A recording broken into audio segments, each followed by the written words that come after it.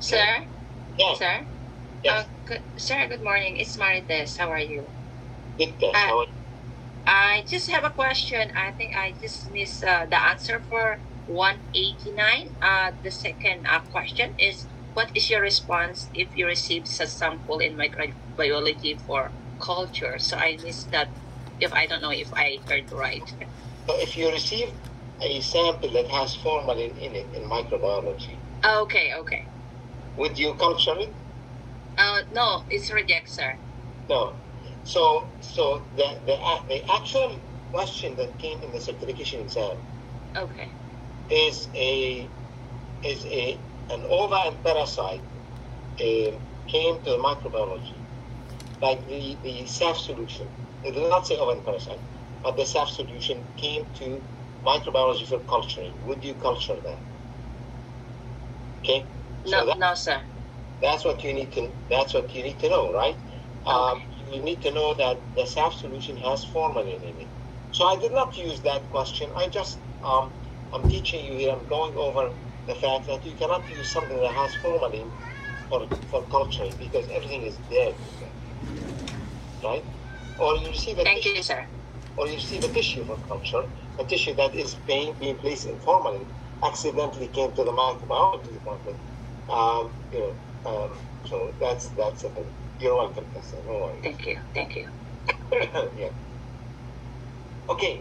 So the next question in here about POCT. So obviously POCT, you all need to know what is POCT, which is a point of care testing. And let me just fix this here. Point of care testing. So now the question here is, and they try to trick you in this question, really trick you. POCT control sample gives a result within normal range. So your control sample, you tested it, it's normal, it's within normal, it's been the accepted result, but it is expired. Let's say it just expired yesterday or the day before. What would you do? Right? Okay. So obviously here, you're stuck. Oh, what should I do? It's okay.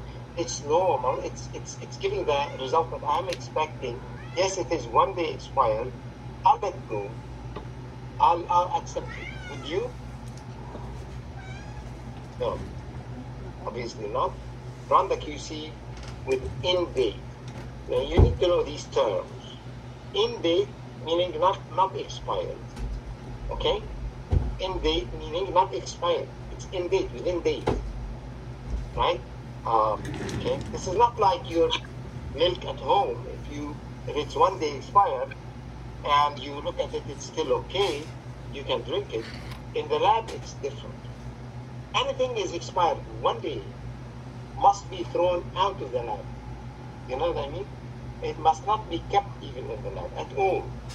No tubes, no QCs, no anything that is expired that should remain in the lab premises, because an inspection will warrant a disciplinary action against the lab. Okay? ABGs, what ABG stands for? Bacterial blood gases. Correct. ABG sample was received at room temperature in a plastic heparinized syringe 1 hour after collection. What should MLAD do? Okay, so this, according to the old guidelines, obviously it is the room temperature is obviously not, but there are new rules about ABGs handling, right? So it says in ABGs, if an arterial blood gas, I have the guidelines at the very end, I think at review number 4, we can review it there. But if it is going to be more than, if it's going to be tested within an hour, it should be in the plastic syringe and at room temperature. If you know that your ABGs are going to be tested more than, is going to be waiting more than 1 hour, it should be collected in a glass syringe and it must be on ice. Okay? So the rules have changed recently, not too long. I will review that change at the very end. Okay, guys? So in here, what would you, why is a choice notify the supervisor? Why do you think? Although the sample should not be accepted, but here there is why would you not discard the sample? Anyone knows?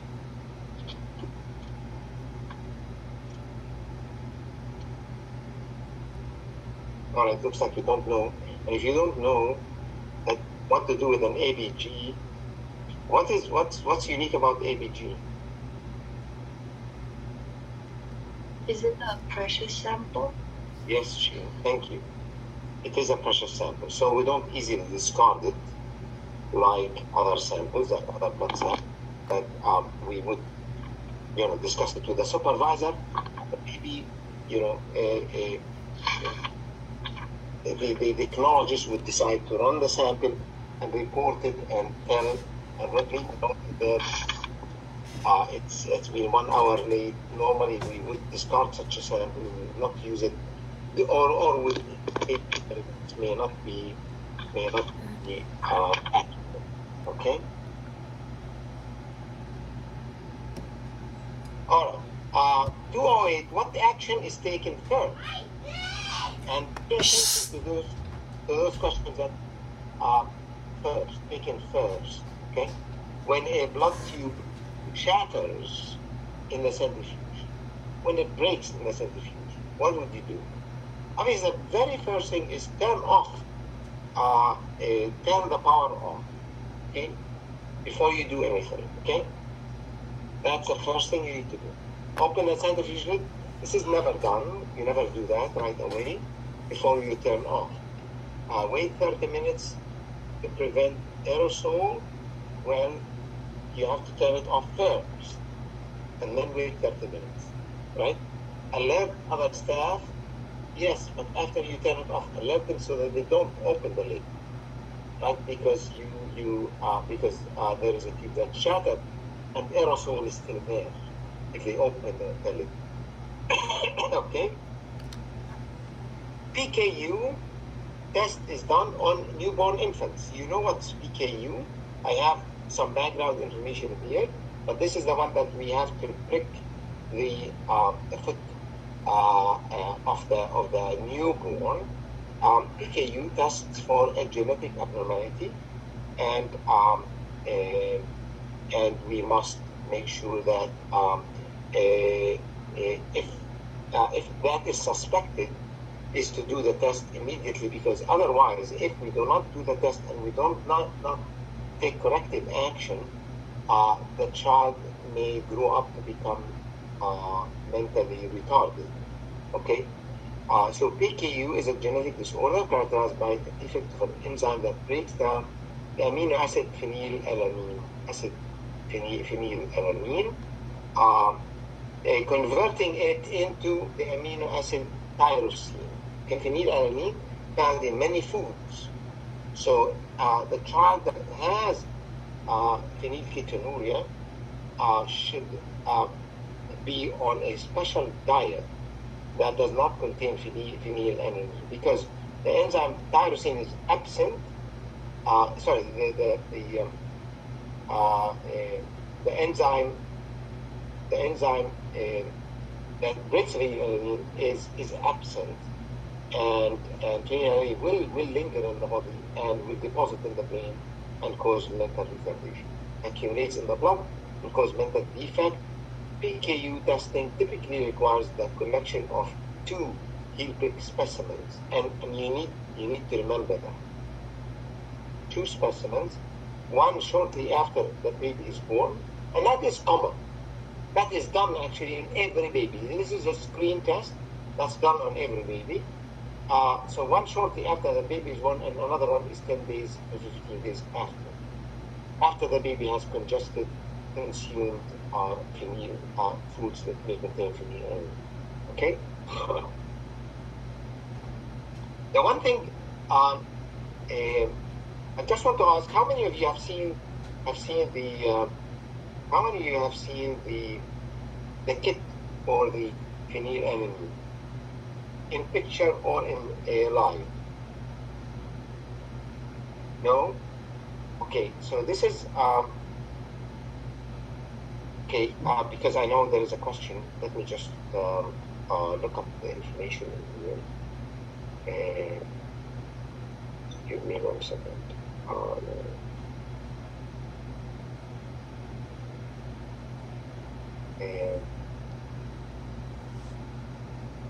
I'm not sure that I have it. Do you guys remember, my students, where I have that picture? Patricia? Patricia? Patricia? Patricia? Right here. Okay, good. It looks like I have dead silence today. Oh, and what is the PKU? PKU. Okay. All right. Let me just go back to here, and I'm gonna share with you. It's very important that you guys. Okay, so it's part of the chemistry. This is page.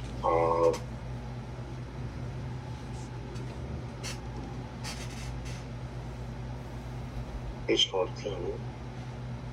Okay, let's go to page 14.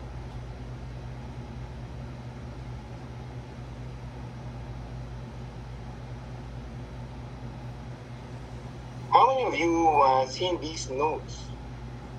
The chemistry notes? No? Okay, so if you need to, never mind, because I don't ask questions anymore. I'll just go on because I have that silence in there. Okay, so this is phenylalanine testing, PKU testing. So this is a kit that comes from the government, and we make a heel prick. What we do is you have to do the heel prick and then saturate these 4 circles. There seem to be like 5, and usually the ones I am familiar with have 4 circles. And what you need to do, you need to saturate to the point that it will leak from you can see from the other end. Okay. What they tell you is that you should never ever fill blood from here and then color it from the other side with the blood. Okay. So a blood drop position, blood drop position must be maintained from the center of the circle until blood soaks through the circle. Okay, blood soaks through the circle, completely filling both sides of the paper. Caution, and this question came in the certification exam. Do not fill spots from the reverse side to finish filling the circle. Do not fill it from the reverse side. So from one side, it has to soak from the other side. Never go and cheat, kind of, to just color it with blood from the other side, okay? Because this causes layering and erroneous result, okay? You get erroneous result, all right? Okay, let me just take that.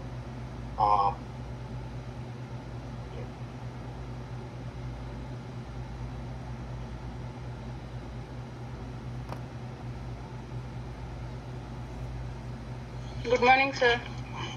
Good morning, Azra. I missed you. Nobody wants to talk to me. Thank you. I was wondering, where is Azra? It looks like, okay. So this is here. I'll just leave it here for future students. Okay, right there. So, because I always look for it, and this way right here. Okay, so this is the PKU. All right. So be careful of this PKU. There's several questions on it, and they're very legitimate questions because they are part of your practical clinical aspect of the program, and they want to know if you know about it. Okay? And if your teacher is using my notes, there should be a picture in there for you. 210. Why you should not keep a container capped while being autoclaved because of the pressure that can create and blasting the cap out and spilling the blood in the bag and so on. Your relative, so that's the reasoning here. Your relative comes for blood work, but no ID. What should you do? That's another thing, another tricky question, like the one with the quality control that has just expired yesterday, but you're still getting good results. This is the same concept in here. So your relative came for blood work, and she says to you, "Oh, I forgot to bring my ID, my own card. What should you do?" Never take the sample. Tell them to bring ID. So yeah, so the one of you that is a bit unsure and say, "Well, I mean, I know, why should I ID her? I know the person, right?" So yeah, so that's what you would say, but that's not what they want you to do. Okay. So refuse to take her. Ask her to come back with an ID, not a card. You're following the rules. It is always better that you let someone else deal with a relative. Okay, guys? Always better. So this way you're not feeling uncomfortable. Okay? So let the other person, take the blame, not you. It is always advisable. It's the same as with doctors. A doctor should not be treating his family, right? A doctor should not be treating his family. And doctor should not be treating himself as well.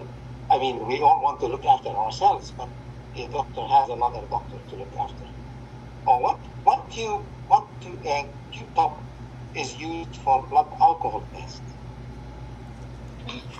Great tube. Why should a blood for alcohol testing be collected in a glass rather than plastic tube? Okay. So this is in your this here note is in your phlebotomy text in McCall textbook that it should be we should be using a glass gray tube. Why? Because a plastic is porous, okay, and alcohol is volatile. Volatile means it escapes, okay. So this is why. Now I had one student that told me, but we've done blood alcohol and we did it on a gray tube that is plastic. Now I'm not sure if there are any special plastic in there that is being designed after these things have been published in the textbook. Although the textbook for the phlebotomy is always up to date. We are now dealing with edition number 7, I believe, and every 2 years or so they update according to CLSI guidelines. Okay. When a winged infusion, so if you get a question about alcohol collection in which tube is taken, gray glass or gray plastic, I would choose gray glass. Okay. Yeah. When a winged infusion collection for INR, CBC, and bilirubin is requested, how many tubes are collected? So they're not asking you directly what should you do when you collect an INR. They have asked in the past INR in a winged infusion. What should you do? They're asking you the question here in a tricky way, right? To see if you know. So how many tubes would you use? 4 tubes. 4 tubes. How many? 4 tubes. 4 tubes. What is the fourth tube? First one. That's good. That's right. So you hear 4 tubes. Why? Because it's a discard tube. Because we need to prime the air out of the lines of the winged infusion You have to prime the air so that it will not be considered as part of the. That is a problem, right? Because the air in the tubing will displace some vacuum that should really contain blood, not air. So that's one. Okay. U14. While using a light compound microscope, which is the same microscope we have in the lab, that is the regular microscope that we use.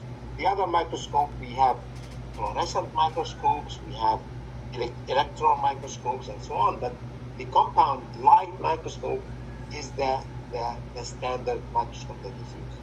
While using a light compound microscope on low power, when we say low power, what is the magnification of the low power objective?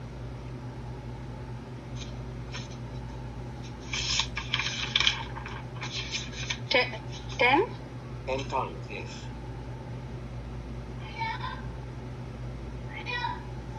Right? What is the high power? 40. 40 times. 400, that is. Okay, wait, yeah. Oil immersion. 100. 100 times. Okay, so now this is the objective.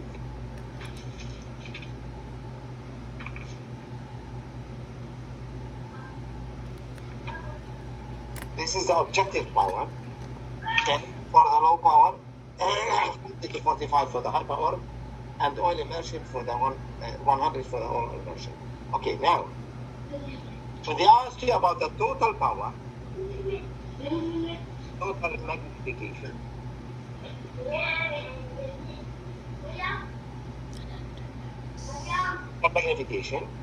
we always have to multiply this by 10, which is the ocular piece. Ocular piece, which is the one that we look through in a microscope. These ocular pieces increase the magnification by 10 times. So 10 times and 10 times, 10 times 10, the total magnification of the low power is 100 times.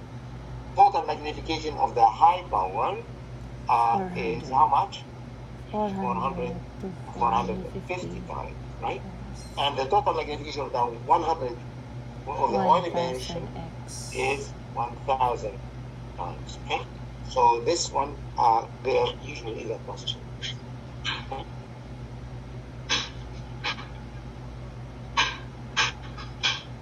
Azra, are you having background noise in your end?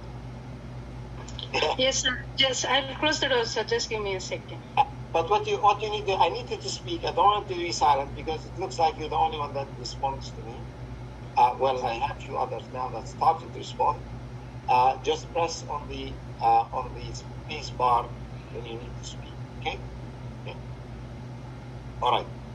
Let's move on. So the question is in here.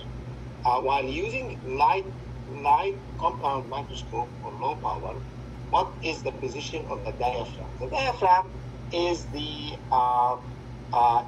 like the eye pupil is the one that opens up and closes, right? That is the diaphragm. Opens, gives more light or less light, right? So when we are at low power requires low light. High power or oil immersion requires a lot of light. Okay, so just use that as a rule. Okay, low power, low light. Oil immersion, high light. Okay, a lot of light. Okay. Next is when donning and doffing. Donning and doffing. Remember to know the order. So I put the order of putting things on and taking things off the PPEs. Okay. So I wrote them in here. Okay. Questions about Holter monitor, just be prepared. They may ask you how long it is worn. Okay. And 48 hours, 24 hours, 72 hours, depending. Okay. So that is it's a long time, but not a 1 hour or so. What instruction instructions are given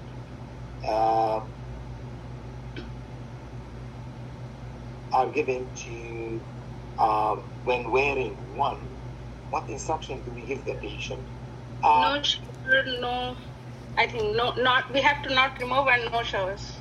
That's right. No shower. Do not remove. Do not touch it. Do not, and so on. Right? All of these things. Make sure you review them. What does it help? What does it help detect? Or the function of it? It helps detect abnormalities that are not usually seen on an ECG. Okay, because ECG checks the heart for that moment when it is hooked, right? Sometimes there are abnormalities that happen periodically that will not appear, right? So when that will not appear on the ECG. So in this time, the doctor will request a Holter monitor on the hope that we might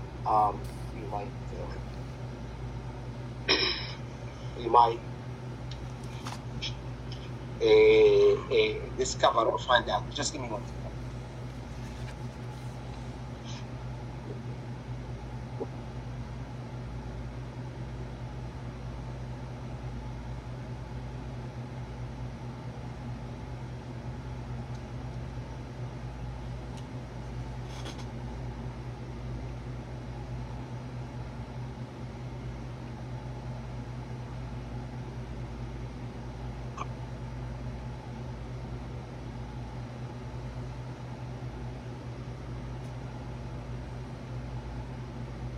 Okay, that is when is an INR specimen rejected? Sir, I have a question here. What does it help to detect the function? So it only detects the heartbeat or rhythm or how fast it is beating, how much time it only that one, right? There are abnormalities. Yeah, well, we call them rhythm abnormalities. Yeah, rhythm, how much time it is taking, the rhythm of abnormal, how long it is taking for the beat. So these are the function, right? No, how long it's taking for the cardiac cycle, we can detect that in the rhythm strip, right? Lead number 2. That is easy. Please. But there are things like PVC, right? It's called the PVC or PCV.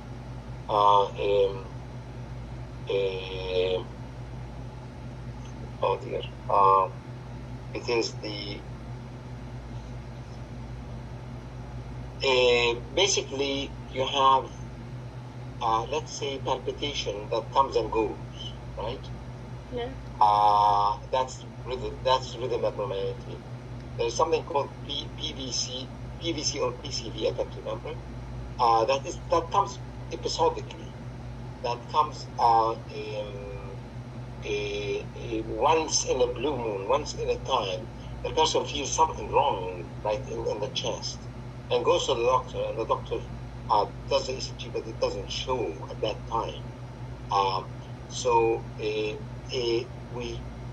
that's when the doctor orders the Holter monitor on the hope that this will happen during the 72 hours or 48 hours and so on. So rhythm abnormalities particularly.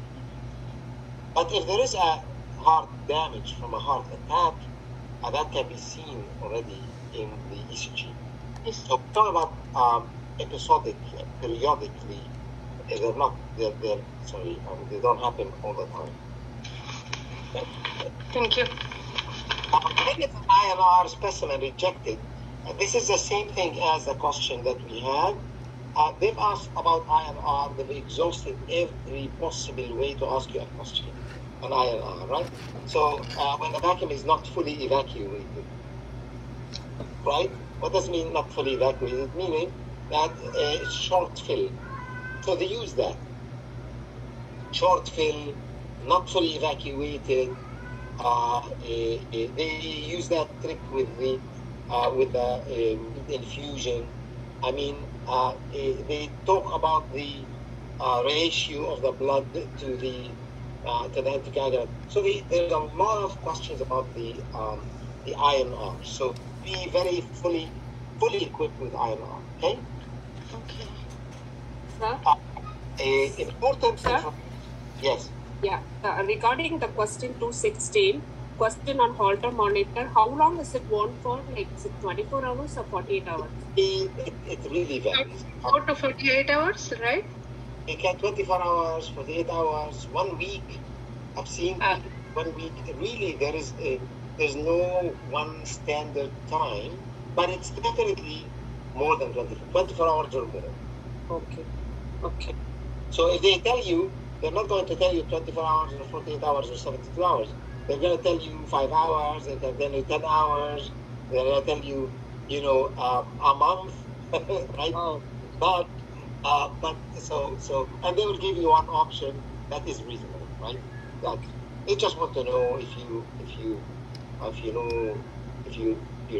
well versed and you really know. Okay. Thank you. Okay? Yeah, you're welcome. Okay, so this question was, so this information changed in 2019, as of December 2019, so I made sure that I update the students on it. Cancer Ontario is the part of the government of the Ministry of Health, the branch of the Ministry of Health, Cancer Ontario, that looks after women with breast cancer or PAP or cervical cancer or men with colon cancer and so on. So some of you probably women have already experienced, the ministry sending you a letter. You need to go. It's time for you to do your pap smear. It's time for you to do your a mammogram. And for people like me as well, I get letters that it's time for you to do the colon cancer check for colon cancer. So we used to use the regular Guaiac fecal blood, which is FOBT. However, since this is the kit with the three cards, I assume that you guys all have seen that, right? The 3 cards where you put the stool on one side and they check on the other side. This is, as far as Cancer Ontario is concerned, they no longer use that. That doesn't mean that it is not valid anymore. It is, but they moved from it. They use the FIT test. FIT stands for fecal immune test. FIT, okay, fecal immune test, which is really not dependent on the Guaiac reacting with the hemoglobin, but it is on the antibodies reacting with the hemoglobin. Okay, so they and for the fecal the FIT test, you don't need to do the diet that is usually asked for in the conventional occult blood, right? So we're talking here about occult. Okay. What is the method used in the lab for separating hemoglobin, lipoprotein, and protein? Okay. So right away here, as you see all these 3 tests. This is what we use electrophoresis. So you'd say hemoglobin electrophoresis. This is the one that separates the hemoglobin A, F, hemoglobin S, and so on. And the lipoprotein, that's the one that separates the HDL, LDL, chylomicrons, VLDL, and so on. So that is the lipoproteins. And the protein, that's the electrophoresis, is the one that separates it into albumin and alpha 1, alpha 2, gamma, globulins, and so on, alpha. So these are the globulins. So electrophoresis. Okay. The meaning of resolution. So there was a question that came on resolution. We don't usually talk about resolution as far as the lab is concerned. What do we talk about resolution usually? Usually we talk about TV, the television. You go by television, they tell you it's 1080 resolution, or it is 720 resolution, or it's 4K, or it's high definition. right? The resolution. Now, what does resolution have to do in the lab? Well, it does have to do a lot. I mean, it's because we do microscopy. I mean, nowadays we have microscopes that are digital microscopes that can transmit the image on a screen for the pathologist, right? So resolution has become a very important part of the modern laboratory. And of course, resolution starts right from the beginning of preparing the samples for microscopy, such as with staining and processing. So if you take histology, if you allow, if you don't dehydrate the tissue well and put xylene, the xylene and water is going to show cloudiness, right? So that is affecting resolution, right? And we will talk about resolution as well in the working distance on a microscope. So if you're using too much mounting fluid when you do cover slipping, and the cover slip is very thick in there, that affects the working resolution, the working distance on a microscope, and the resolution is distorted, the image is distorted, right? So keep in mind in here that resolution is part and parcel of what of microscopy in the laboratory, whether it is in hematology or in cytology or in histology. That's where we use the microscopes for the most. We do use the microscope in urinalysis, but in there, that is not an issue. Okay? So I've written some information here about resolution for you. Okay? So basically, it's how crisp the image, it's how detailed the image, right? You can tell the TV, the old TVs and the new TVs and the newer TVs that you probably don't have them even yet, that are very, very crisp. I mean, they show you the details, differences in different sections of the picture. Okay? Question 2021. This question came also in certification exam, asking what is the surrogate test that we do when a person goes to blood donation, that is done on the transfusion, transfused blood. Remember, the blood that is not the transfused blood. When we donate blood, yes, the donor is asked a lot of questions, okay? All about very personal stuff sometimes, and sometimes about about the sexual orientation, not orientation, but sexual behavior, and so on of the person. They are interested to know about that. But all these questions, the questionnaire, all of that is done to screen. Okay? But the donation, blood donation, goes through standard testing that has to be done in the lab. The test for HIV, the test for hepatitis B, and so on. There is a test that doesn't have a value anymore, because it's not going to affect the patient, the recipient, and that test is syphilis. So the use of syphilis for blood donations has long been questioned. Why are we still testing for syphilis? But they kept it. They kept the syphilis testing. Why do you think they kept the syphilis testing? Well, if a patient is found to have is positive for syphilis, although that is not going to affect the recipient of the blood, what is the benefit? What is the information I'm looking for when I found that a patient's blood is positive for syphilis?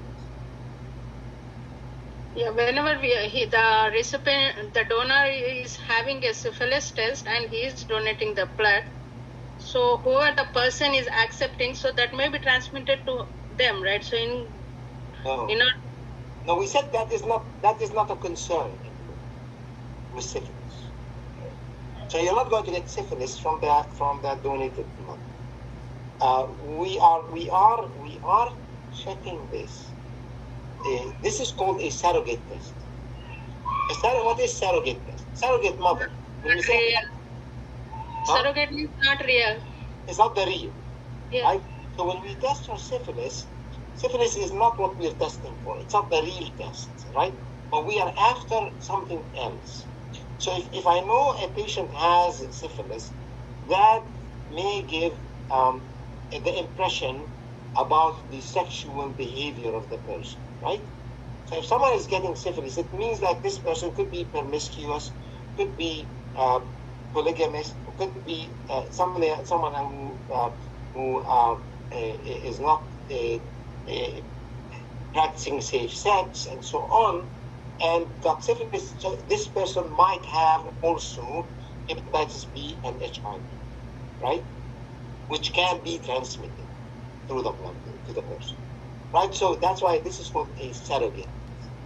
So this question came, a surrogate test for blood donation recipient at high risk for transfusion reaction. The question is not very clear here. Don't worry about the clarity of the question, but what I explained to you is the fact that a syphilis is a surrogate test that helps uncover that the donor may have, or that we may have in that donation of blood, a HIV or hepatitis B, which can be transmitted to the recipient. And that's why if it is positive, then that sample, that donation is rejected. Okay. So this is the quote from your textbook, the Clinical Laboratory Science textbook, which by the way, if you go in it, you'll find my name in it as one of the reviewers for that textbook, right? If you go to the online version of the textbook, you'll find my name in it. I reviewed that textbook for Elsevier back then. So here, a serologic test for syphilis continues to be required. The syphilis test is VDRL. That's the test that we do. That's the name of the test, VDRL.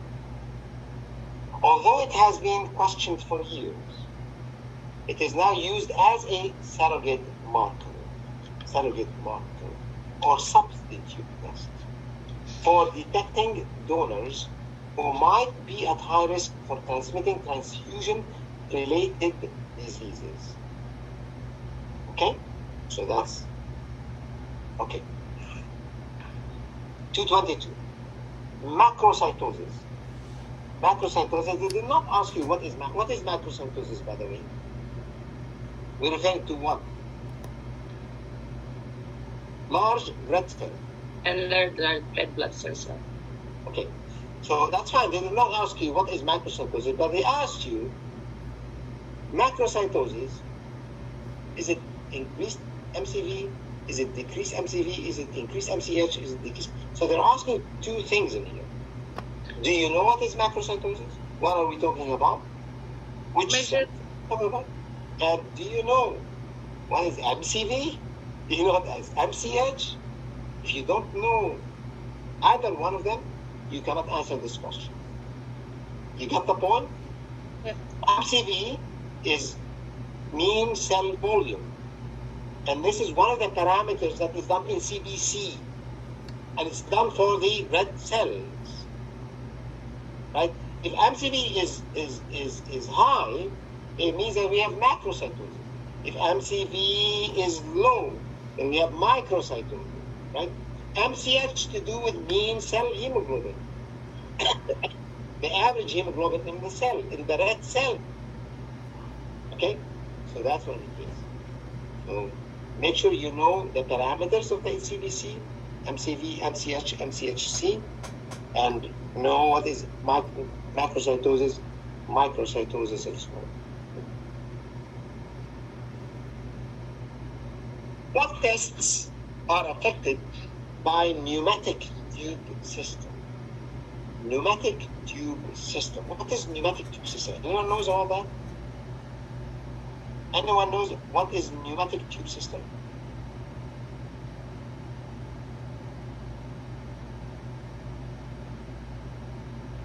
Pneumatic tube system is used in hospitals, maybe in private laboratories, I don't know, in the main laboratories, whereby samples, let's say in a hospital, samples are sent to the laboratory via the pneumatic tube system. So what it is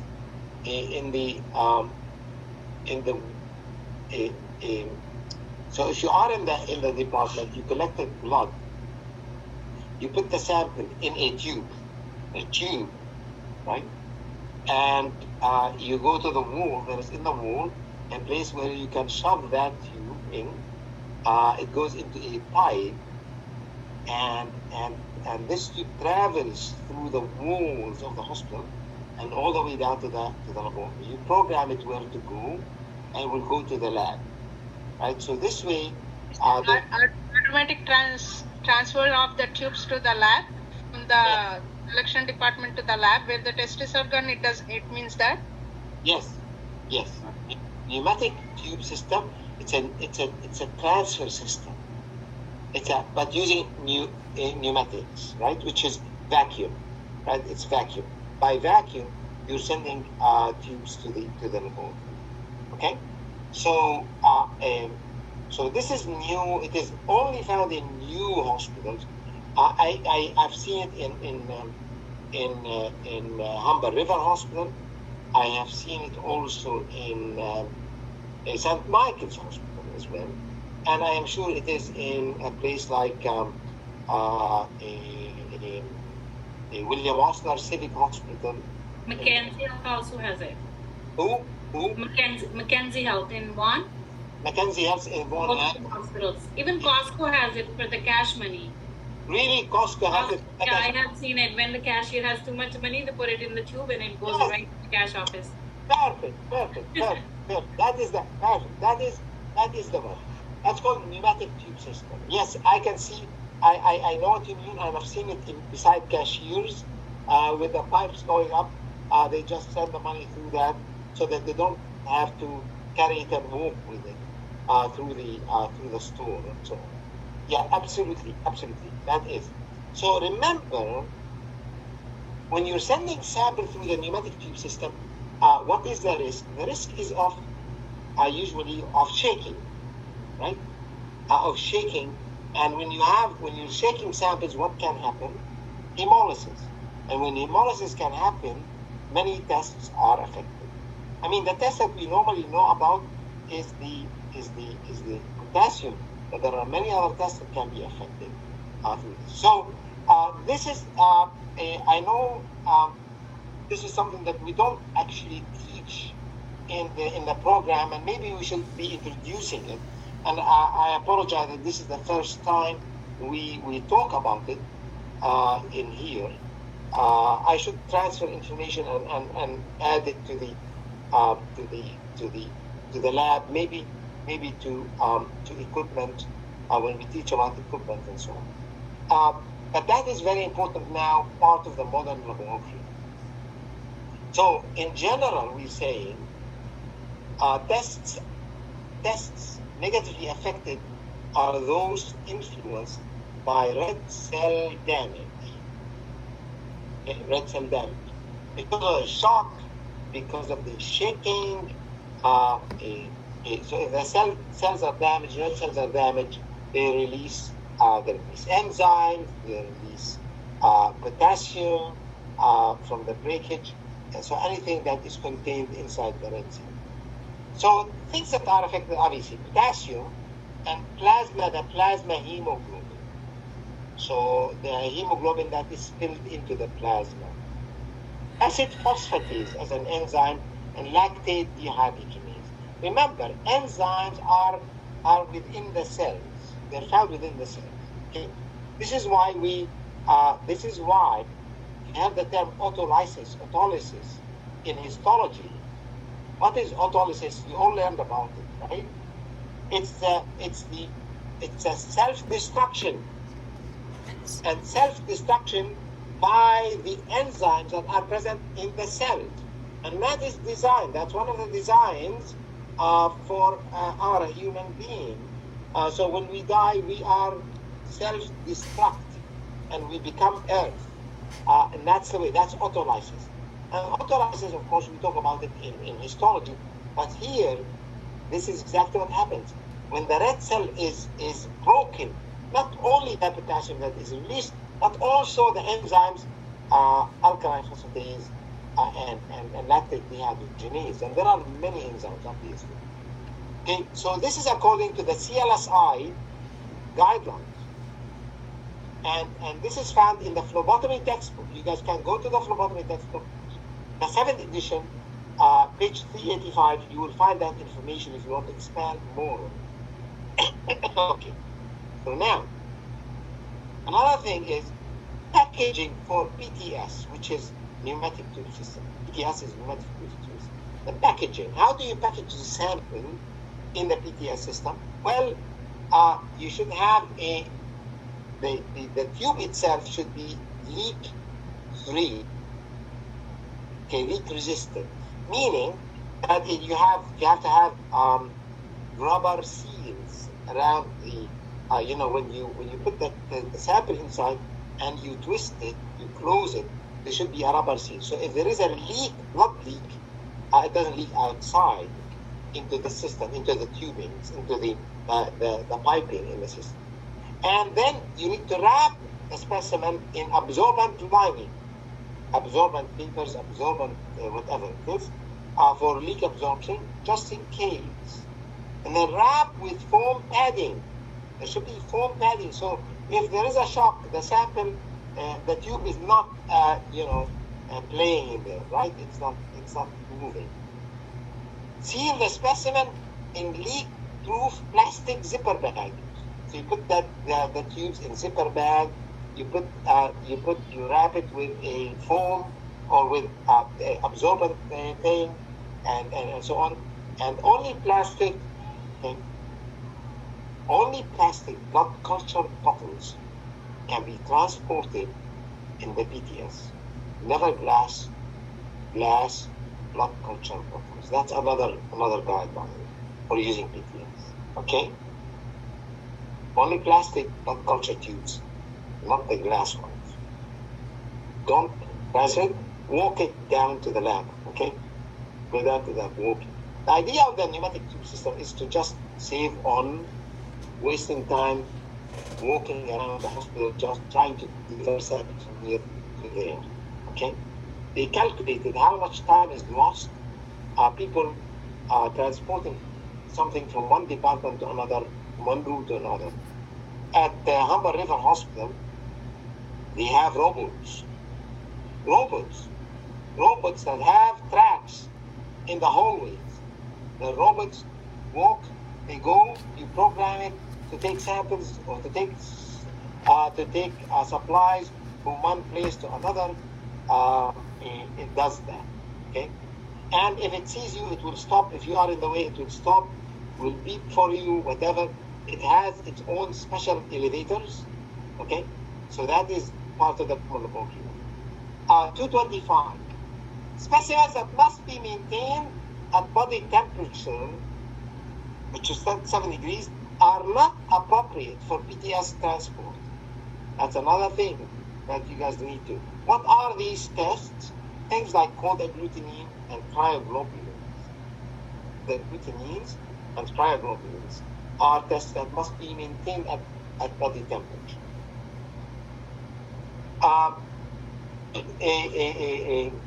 Pre-collection, during collection, and post-collection must be maintained at body temperature. Cold agglutinins. Okay? I think we talk about cold agglutinins later. Proteins can be removed or identified in urine in 2 ways. One is by heating the urine or by adding acid to it. And if you remember, in urine analysis, there is a turbidometric testing for urine protein, whereby we take a supernatant of the urine and we add equal amount of TCA, trichloroacetic acid, or SSA, which is sulfosalicylic acid, and then we see turbidity.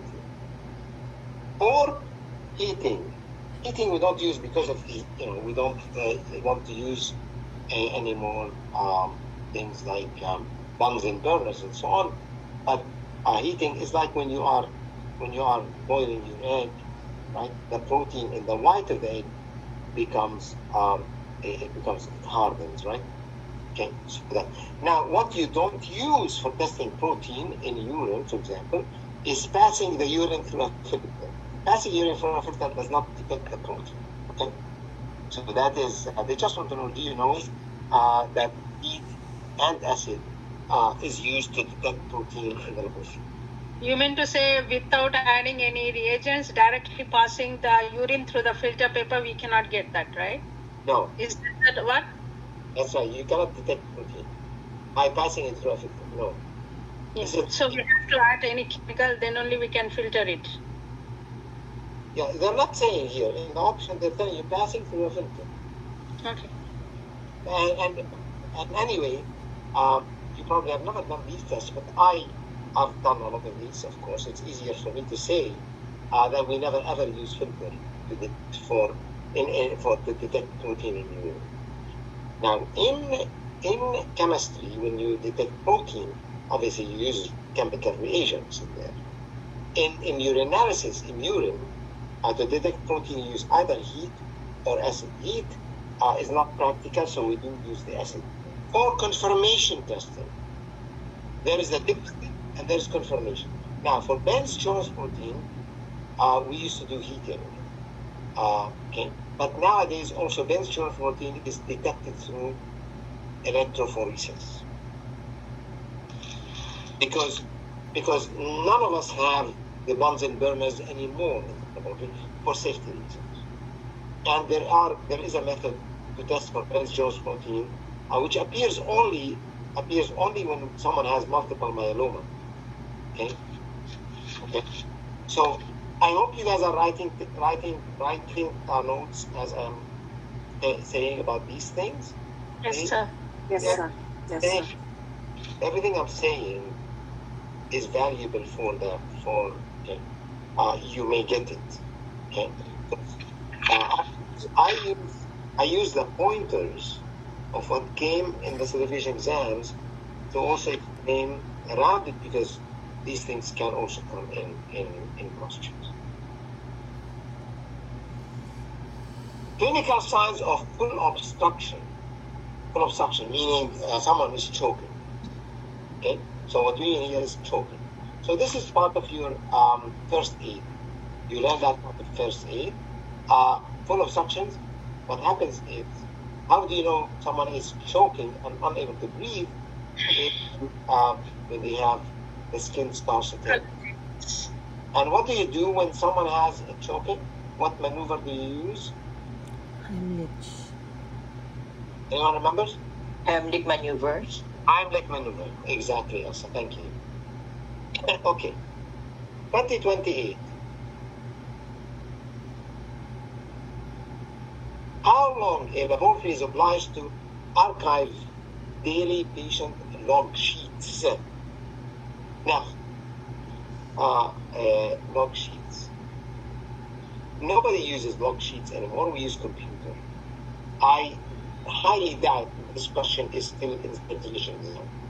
It might be a very old question, but there are guidelines that we can benefit from. They are found in the OAML website below, which is the Ontario Association of Medical Laboratories. OAML, Ontario Association of Medical Laboratories. And they do have guidelines on how long to archive certain things, right? So this is something that is important. I mean, you don't want to dump things beforehand. What is not contained in here is how long would you keep tissue blocks? How long would you archive tissue blocks on an adult in histology? Anyone knows? 10 years. For 7 years, sir? 20 years. 20.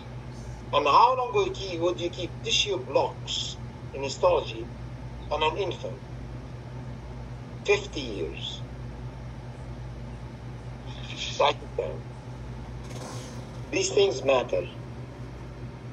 Now, our prepositions are 7 years, analytical incident reports for 2 years, result communication records 1 year when you're phoning a doctor for a stat or for a urgent, whatever, and so on.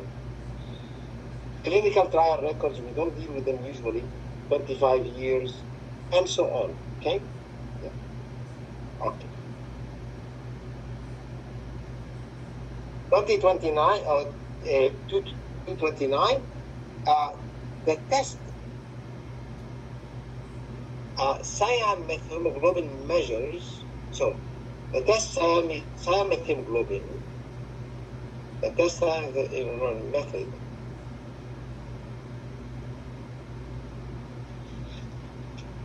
measures every hemoglobin. Okay, so cyan-methemoglobin is the method of testing hemoglobin in the lab. And I don't know why they asked this question, but they did ask it. It shouldn't really be part of the medical technician question. But in this question, of course, we all know that the hemoglobin in the blood is versatile. It can be used. The hemoglobin in our blood is either oxyhemoglobin or carbaminohemoglobin, right? So it's reversible. Hemoglobin is reversible. Sometimes it is loaded with oxygen. Sometimes it is loaded with carbon dioxide, right? So this we know. Now, and the cyan-methemoglobin measures hemoglobin in either way. It doesn't matter. It's able to detect the amount of hemoglobin regardless of whether it is oxyhemoglobin or carbaminohemoglobin or carboxyhemoglobin, as they're saying in here. But there is one thing that is documented in your textbook about sulfur hemoglobin or self-hemoglobin. Is sulfur something that we breathe in the regular air? No. No. Sulfur is found in chemical industry. So it is usually a worker who works in manufacturing that releases sulfur in the atmosphere, and they're not wearing, the person is not wearing a mask, they end up breathing sulfur as a gas. And sulfur can bind to the hemoglobin, but when sulfur is bound to the hemoglobin, it's attached for the life of the red cell. Okay? It is not reversible. Now, what they're saying here, that self-hemoglobin is not detected by the cyan-methemoglobin method that we are using in the moment. Okay? So just remember that I'm not in approval of using such questions for the medical lab technicians, but I was alerted that this question was there, and I looked it up in the textbook, in the clinical laboratory science textbook, your textbook, and it is there, and that's where they took it from. So anyway, this should not be for an MLA, should probably be for an MLT. Okay. So anyway, I left some information here from the textbook in here.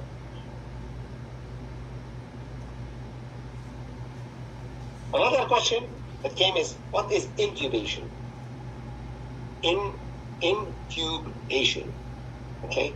It's a tube that is inserted in the body for breathing, the insertion of a long breathing tube or artificial airway into the trachea via the mouth, occasionally through the nose, right? So that is, that's called intubation. So they say that the patient is intubed or has intubation. Again, I can't see the relevance for us, but maybe just as terminology.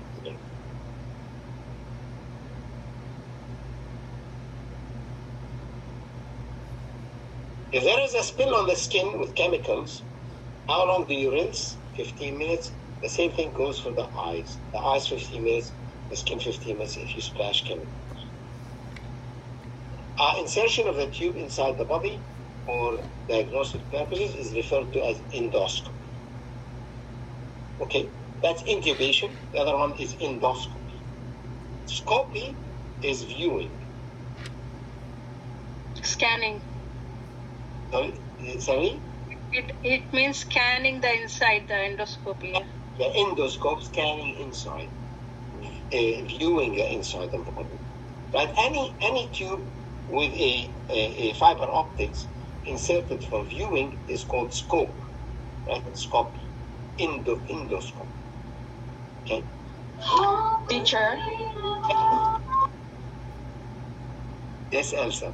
You're having can I ask something about the question 232 and 233? Yeah, 31 and 32 because because I remember the 32, 31. I remember that they says 30 seconds. Is it 15 minutes? 15 seconds, I mean. 15 minutes. 15 minutes, not 30 seconds. Not No, I mean, minutes. not 15 seconds. And this, I thought this is 13 seconds. No, minutes. Minutes. Not seconds. Oh, Not seconds. Minutes. 15 minutes. Not seconds. No, you need 15 seconds?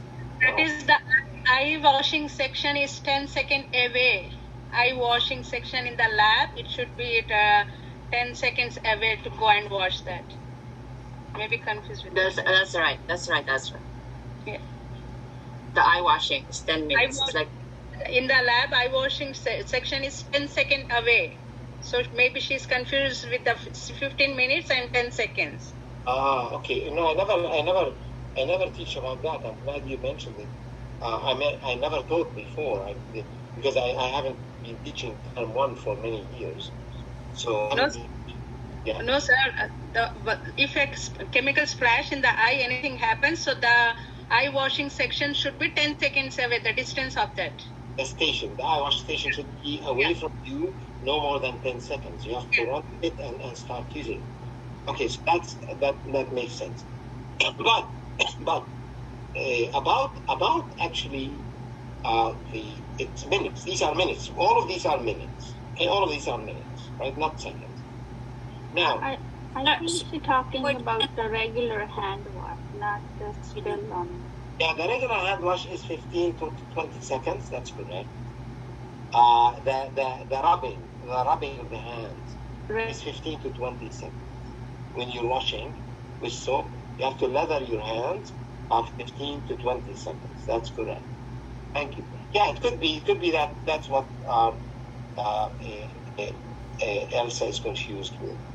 Are we okay, Elsa? I don't know who. I think it was Elsa that asked. okay, thank you. You're welcome, Elsa. I'm glad you asked because I don't want you to be confused, right?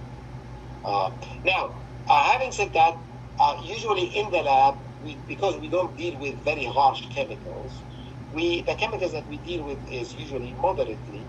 So if it is harsh chemicals, they say half an hour, up to half an hour, from 5 minutes to half an hour, depending on the chemical.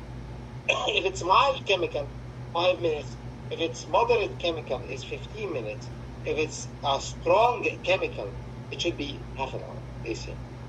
Okay. But so in the lab, we use the 15 minutes.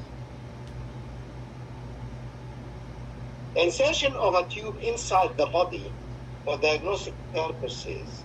Again, that question came another time. So different students provided me with the information twice. Oops. And this time is in the same. It's endoscopy. But here the student gave me the question in a different way. So anyway, the tube that is inserted inside the body for diagnostic purposes is endoscope. Order of door for adult vacuum tube system (VTS) is, you all know about it, order reservoir for capillary puncture, and that is something that we don't usually remember because we don't usually do multiple a capillary puncture. We normally take either for CBC or for bilirubin maybe or whatever. But here, the order of draw, blood gases first, which is usually we use a special capillary tubes, EDTA specimen, and other additives, and then the serum at the very end. Okay. So that is unusual question. It might come again. Which of these require a fitting test? Fitting test is respirator. The respirator, we're talking now about the N95 mask. Okay. Why do we need to do fit test? Normally, students that we send to the hospital for placement, they need to do a fit test. Fit test, and then they get a card of what N95, which size N95 they need to use.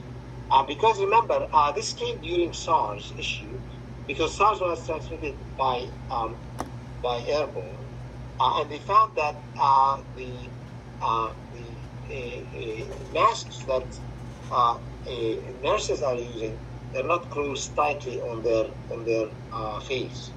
So, and because we all are different with our nose bridges and the contour of our faces, they found out that we have to have a fitting mask is important. So they started now, after SARS, they started to do fitting tests and have separate different kinds of masks in the hospital. In case there is an outbreak, people need to wear the N95 mask. And I'm sure you are familiar with it from the last pandemic. Okay. Biological spore culture test done for autoclave, how often? In the lab, we do that 1 week, at least once a week, for the autoclave, if we are using an autoclave. In the lab, the lab that I work at, we never use autoclave. Autoclaves in the lab, you might see them in hospital setting, not in private setting. And the spore testing or biological testing is done at least weekly. If you're working in a dentist office, it's done in every run, in every autoclave run. The spore test is done. Any questions so far? Okay. No, sir. Yes, I have one question. Yeah. I am a bit confused. It is actually related to venipuncture. Which skin disinfectant is ideally used? Sometimes I found alcohol, sometimes I found betadine, chlorhexidine, gluconate. So every time I found the different answer. So which one is the best one? The best one is the correct one for the particular infection that you're doing. Okay, what do I mean by this, Manisha? If you're doing regular blood taking, regular chemistry, hematology tubes taking, okay, you use 70% alcohol. Yeah, right. Oh, that's all. If you're taking blood for blood culture, yeah, that's different. You don't use 70% alcohol. You use one of two things: betadine or chlorhexidine. Okay. Now, betadine iodine we don't use nowadays. Yeah. Because they found that a lot of people are allergic. Okay. However, chlorhexidine is used. For the increase also chlorhexidine is used. Yeah, because betadine might leave some stains on the skins, right? That's not the point. Okay. That's not the point. No, okay. The point is that people are, lately, more and more people appear to have a sensitivity to iodine. Okay. That's the reason. Okay. Yeah, thank you. Color in the skin or anything. So anytime you need to use to collect blood for blood culture, we are using now chlorhexidine. And what about for the small kids like infants and small babies? Alcohol. Alcohol. Alcohol. Okay. Yeah. Unless you're taking blood culture. Okay. Okay, now for blood culture for a baby, Chlorhexidine. I'm addressing that. I already addressed that. If the baby, for an infant, Yeah. never use iodine. Okay. Never. On an adult, you can, if the adult is not sensitive to iodine. But any adult that is sensitive to iodine or any infant, you should never use iodine on them. Only chlorhexidine. And that came in a certification exam for the infant and the iodine. Never use for an infant iodine. And even older can use chlorhexidine, gluconate, if they are sensitive to. If they are sensitive or they are not sensitive, nowadays we are using chlorhexidine just to ensure that, because sometimes people don't know that they are sensitive or not sensitive. So the lab doesn't want to take chances. They're just using chlorhexidine. And I read a study that suggested that chlorhexidine is more effective than iodine. Okay? I see. Okay, thank you. Thank you so much. That's a separate study. Another thing relates to this, guys. Listen, if you're collecting blood alcohol, what disinfectant are you going to use? We are not using alcohol. For sure, you're not using alcohol. How about chlorhexidine? You're not using chlorhexidine because it contains alcohol. Yes. And iodine, you have to be careful. Yeah. You should never use tincture of iodine. Because tincture of iodine has alcohol in it. You need to use betadine only. Betadine only, yeah. Or povidone iodine. Povidone iodine doesn't have alcohol or betadine. Okay? Right? Okay, so here we need to use an iodine that is not alcohol based. Non-alcohol based iodine, which is povidone iodine. What I think betadine is, I think it is a non-alcohol, because yeah, okay. A tincture of iodine contains alcohol, so we have to be careful. Okay, so guys, these are all important things that the fact that they are not written here, you've just reminded me to speak about it, and they come in exams. Okay, so make sure you write them so that you can study them more.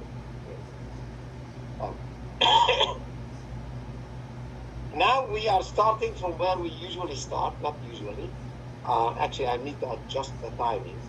2:38 is where we normally start from the very beginning of the day, and we are able to end with review number 4. Therefore, it looks like we will not end today. So I need you to be prepared for Monday, 6 p.m. I need you to be here so we can carry on. But for now, let's continue. In a thermodependent instrument in the lab is checked on a daily basis, right? So the temperatures for the fridge, temperature for the heat block heaters, or for the water bath, and so on, or the freezer, they all need to be documented on a daily basis. If you are actually in blood bank tracks the temperature 24 hours. So it is documented on a chart for 24 hours. Every minute of the day it is documented, because blood bank, of course, we have blood donations. If the temperature goes up or down, it can ruin the donation, the blood donation.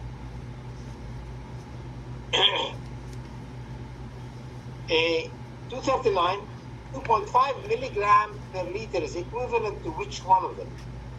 So you need to remember the scale we are using, right? So 10 to the power 0, which is the base units, and so on. And we have the milli. We have the micro. Remember those? You know that? Yeah. The micro. So if I have milligram, which one would I use? Milligram per liter. Okay. So the liter is in here. Liter is in here. The milli is in here. So per liter. So we're talking here 2.5 milligrams per liter. So if I am in the milli and I'm moving to the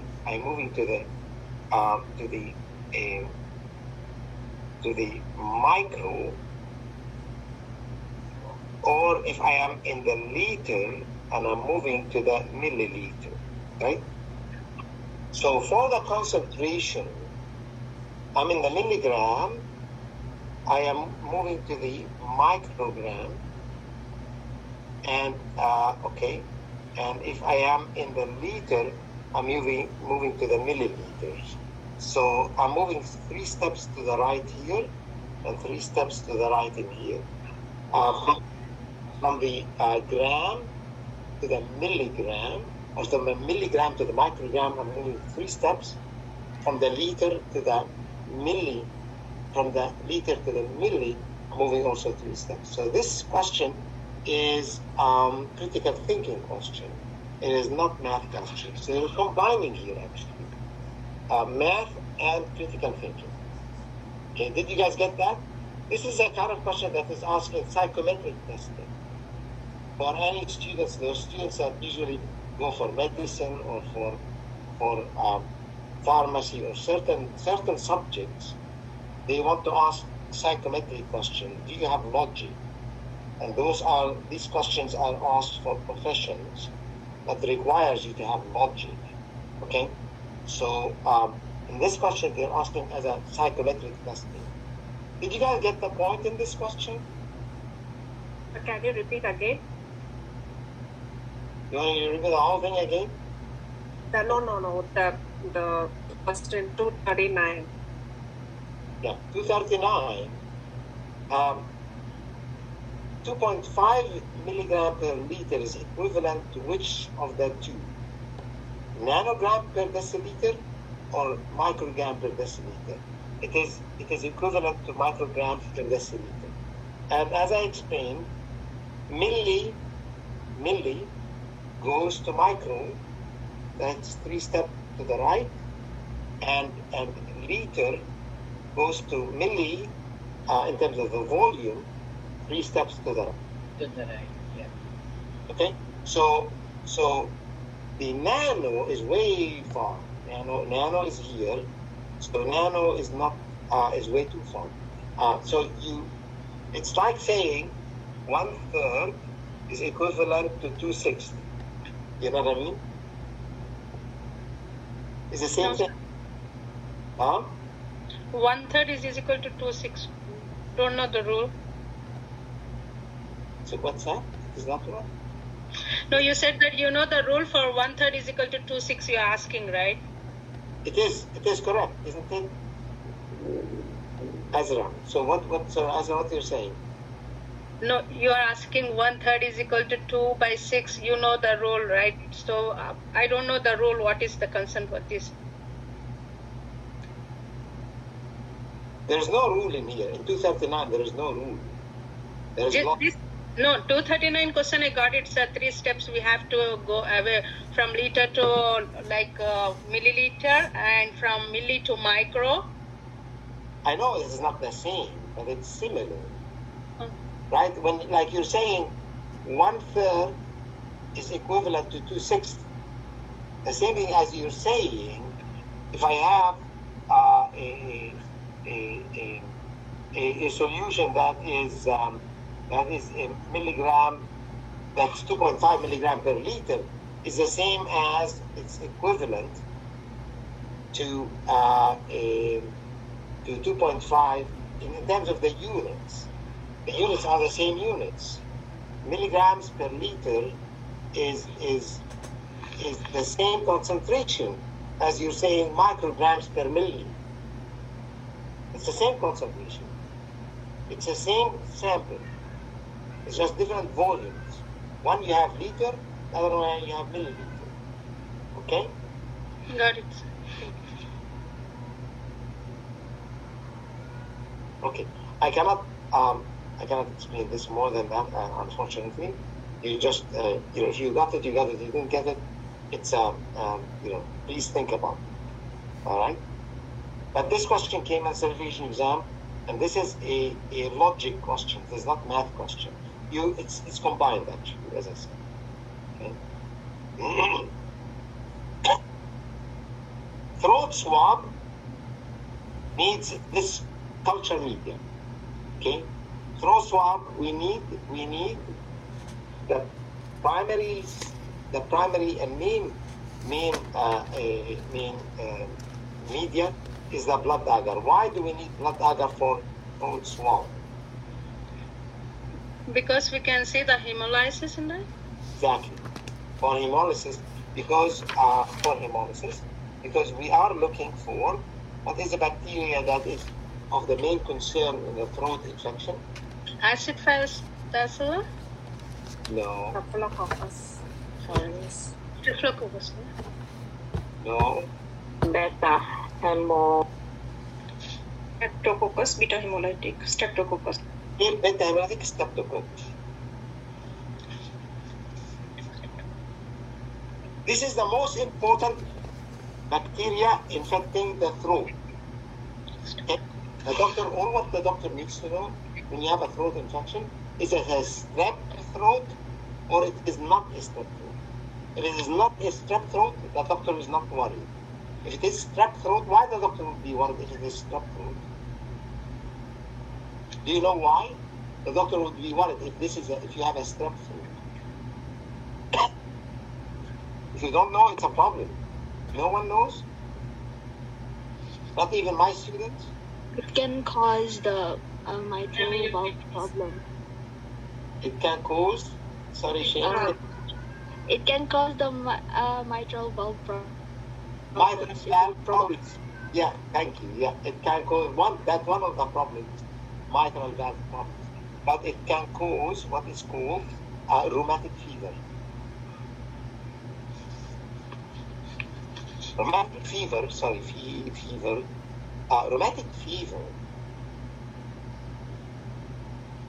can cause damage. The antibodies from the strep can damage when it goes into the body and causes problems. Can damage the kidneys. It can damage the heart valves. It can damage the joints. Okay. So this is why blood agar is important, because this bacteria causes total hemolysis of the red cells. If we have total hemolysis, then we have assurance in here that this is group A beta hemolytic streptococcus. Okay, this is why we need to use a blood agar. Okay, guys. All right. I've come over the time. Let's take a break for 10 minutes, and then I'll see you soon. Okay? I'll see you after that. Sir, can I ask a question, sir? Yes.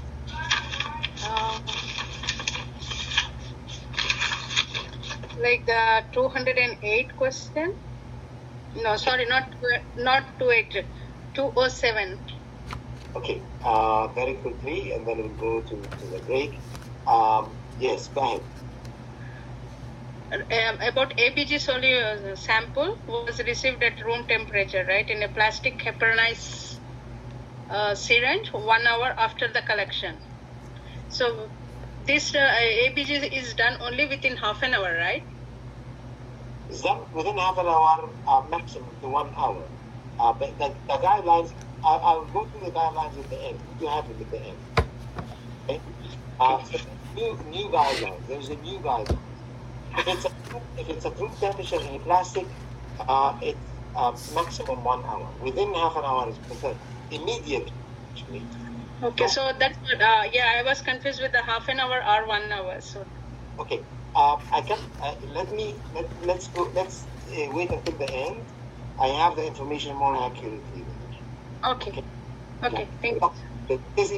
It is actually found in the phlebotomy text.